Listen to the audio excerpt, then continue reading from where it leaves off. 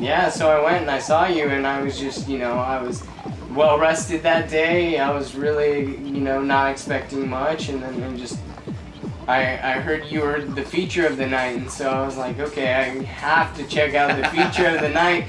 So I was listening, and then I was like, what is that? Then, what is this stuff? And then they're like, oh, Ron's going on. So I booked it to the stage, and then I was like, oh my god, my mind's blown. I think I never danced harder at Wow, at I a appreciate party it. before. Nice.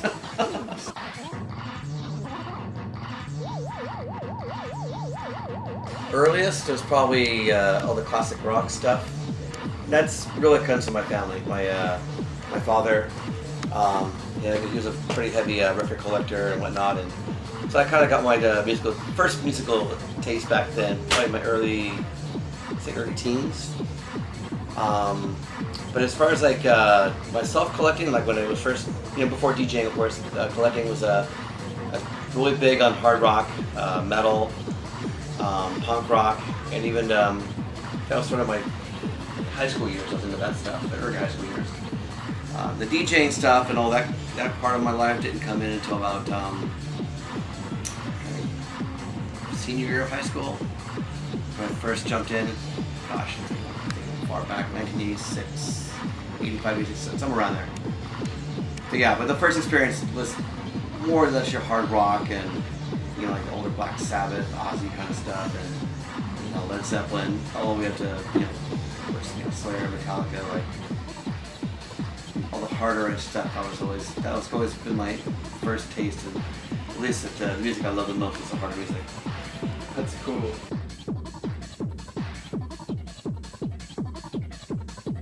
Besides the metal, I was actually into a lot of post punk and Joy Division kind of stuff. And there's some bands back then that were sort of doing besides industrial, there was an offshoot of industrial called EBM, not to be confused with EDM, which is electronic body music. It was sort of like your dancier version of industrial. That sort of music styles is what kind of got my friend and I into wanting to DJ.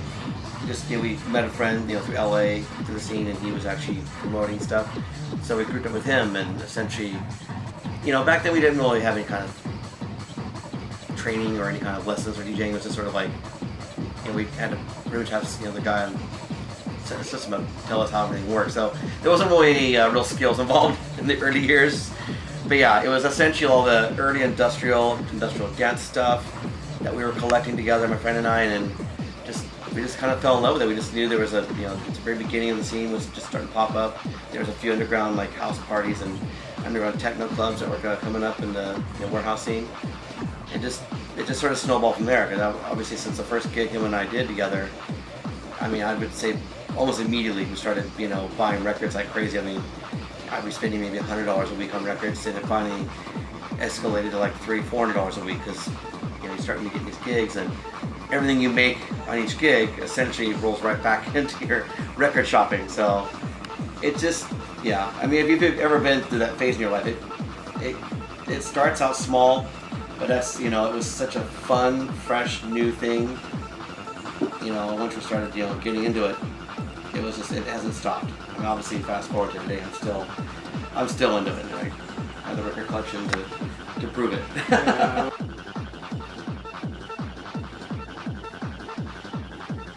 But the hardcore element, people always wonder, because obviously I play hardcore now, or at least in the 90s forward. So now I play a lot of harder edge music, and it kind of goes back to my early hard rock metal days. And all that stuff, all those influences rolled into the harder edge stuff. Because in the very beginning of DJing, I wasn't playing too much hard stuff because there was no hardcore back then.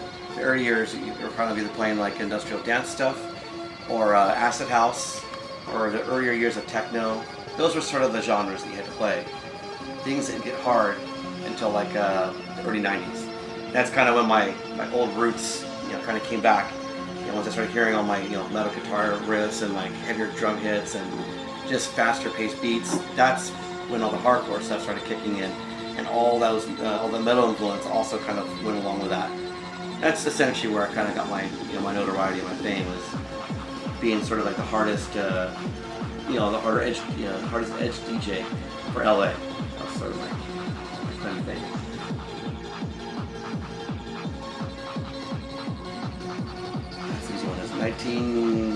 Year's night, not New Year's Eve, 1986, a party called Crackdown. I can even remember the city of Vernon, and I can't remember what was in that warehouse, just a giant warehouse with nothing but big, must have been metal drums all over the place. But that was my first gig, and actually it was a gig that, like I was trying to say before, that I had no idea how to mix two records together. Barely even knew how to even a mixer worked. So it's sort of like, hey, we're doing an underground party, just you and Steve need to like bring your records and just play whatever, just wing it. So yeah, that was sort of like our first event. It wasn't too hard to, it's not a party that's too hard to forget, just because it was, you still remember it like it was yesterday. Mm-hmm. Just because obviously it's the first time touching, two turntables at the same time and touching a mixer and, trying to pretend like you're mixing. And that's kind of what I make fun of nowadays, all these newer DJs, all your, these digital sort of like thumb drive DJ. That's kind of what it reminds me of back in those days, like thinking now that's probably how they're DJ, because they're not really matching the beats. Mm-hmm. But yeah, it wasn't too soon after that, right away my friend and I said we got to teach ourselves. We were self-taught, obviously had to learn how to, there's no videos out back then, there was no internet, there was nothing you could look up, so it was just, it was trial and error, a lot of hard work.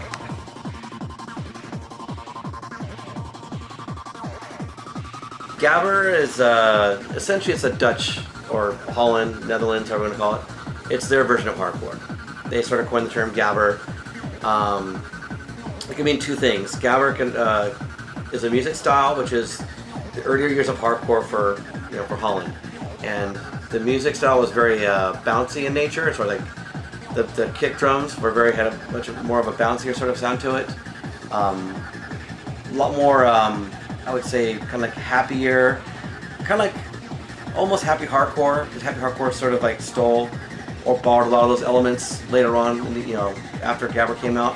So there's a lot of those sort of like really sped up, almost like Smurf-like sounding cartoony voices, sped up samples over like really hi-hat clapping sounds, and it essentially just made you want to stomp your feet and bounce up and down. That was sort of that style, but also it was a lifestyle for people over there. Gabbers in general were just people that they had a certain dress, and of course had the shaved heads, and unfortunately they kind of had that look where they kind of looked like they might have been like skinhead punk rock kind of guys, but they weren't. They were just guys that just had that look. They wore the bomber jackets, but everyone was always friendly and just would always come together and just bounce up and down, and essentially just, I'm not sure what's that dance. Oh, they do the haka. That's like a dance where they would do where they're essentially like almost like skipping along the dance floor. Oh yeah. Yeah. So that was sort of what they did.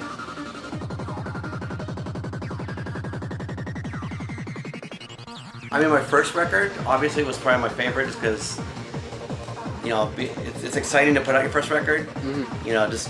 Just remember the amount of work we put into the first record. I think in comparing my first earliest works with other artists, and when they put their first record out, a lot of artists tend to put, like myself, put a lot of emphasis and a lot of energy into that first record.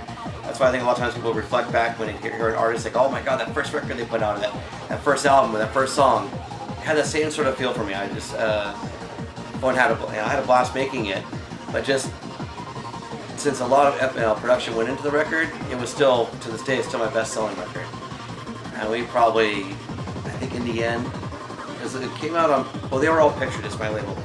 So it was a picture disc record. I think we maybe pressed back then 5,000 picture discs in the end. It was a total pressing. Then we did color vinyl after that, and then black vinyl. So it may have been 8,000 copies at one point total. And then of course the songs in there got relicensed, we put on other compilations or other mixed CD projects. But even after that, I was never able to sell that many records. For some reason, that first record, it did so well for me, and we made more than our money back on that thing. And even still today, if you ever saw if I play a DJ gig or someone wants me to do an old school set, especially old school hardcore, I always get requested to bring that record. Because the main cut on that thing, everybody, it was essentially an anthem in LA.